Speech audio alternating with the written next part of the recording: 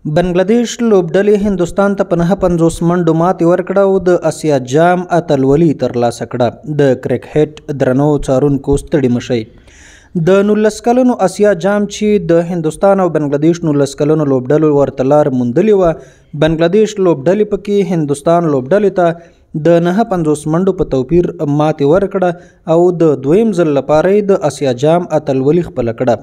په دغه لوبه کې لومړی توپوهنه بنگلاديش 19 کلنو لوبډلې وکړه چې په 49.1 اوور کې د ټولو لوبغاړو په سوځېدو سره هند لوبډلې ته د 199 منډو هدف ورکړ.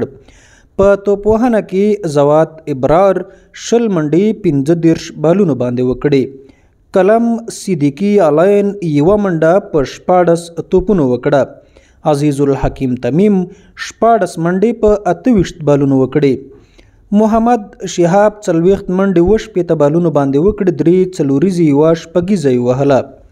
ریاض حسن 40 منډې په 15 بالونو وکړې.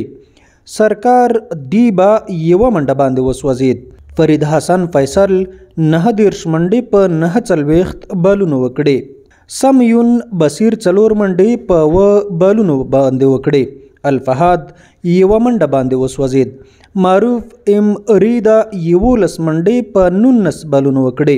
اقبال حسین ایمون 1 منډه په 2 توپونو باندې وکړه.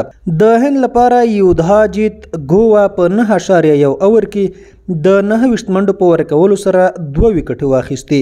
چیتان شرما 10 اورونو کې 48 منډې ورکړې، د هم 2 لوبغاړي وسوځول. هاردیک راج په 10 اورونو کې د 41 منډو په ورکولو سره 2 وکټې واخیستې. کارتیکیا او ایوش متری 1 وکټ واخیسته. د هندوستان 19 کلنو لوبډلې یا د هدف ته ځان ونه شو رسوي. 15.2 اورونو کې ټول لوبغاړي په 109 منډو وسوځېدل.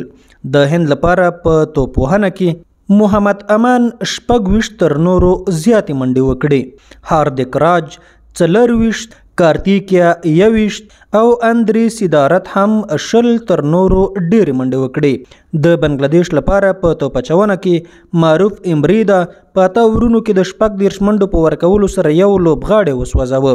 فهاد هم 8 اوره ترسره کړل او د 14 منډو په ورکولو سره 2 لوبغاړي وسوځول. ریاض حسن په 4 اورونو کې د 14 منډو په ورکولو سره 1 لوبغاړی وسوځاوه.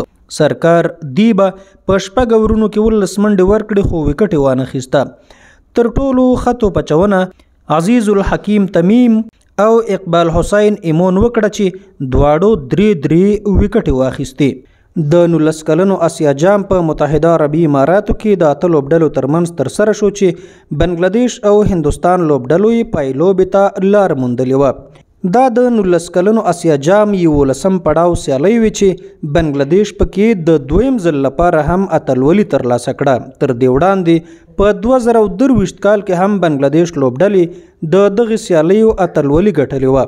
هند لوبډلې وزلې د 19 کلنو اسیا جام ګټلې ده. په 2019 کال کې افغان لوبډلې هم د 19 کلنو اسیا جام سیالیو اتل شوی وو، خو په 2012 کال کې د پاکستان او هندوستان 19 کلنو لوبډلو ترمنځ د 19 کلنو اسیا جام پای لوبه په مساوي توګه پای ته رسیدلې وه.